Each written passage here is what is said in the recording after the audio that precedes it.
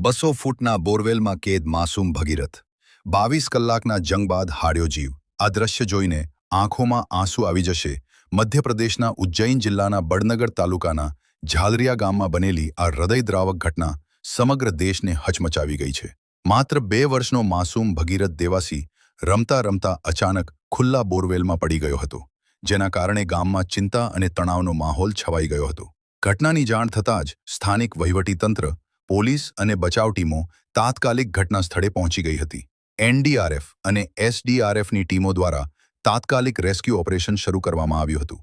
બાળક લગભગ 200 ફૂટ ઊંડા બોરવેલમાં ફસાયેલું હોવાથી રેસ્ક્યુ કામગીરી અત્યંત મુશ્કેલ બની હતી।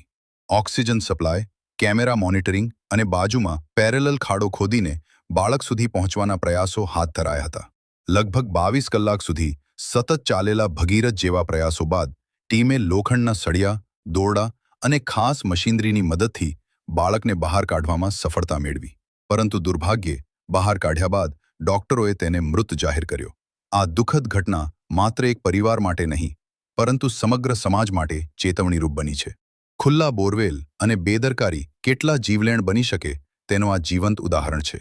સ્થાનિક લોકો અને સમગ્ર દેશ દ્વારા બાળક માટે પ્રાર્થનાઓ કરવામાં આવી રહી હતી, પરંતુ અંતે આ લડત હારથી પૂર્ણ થઈ। આવી ઘટનાઓ ફરી ન બને તે માટે બોરવેલને સીલ કરવા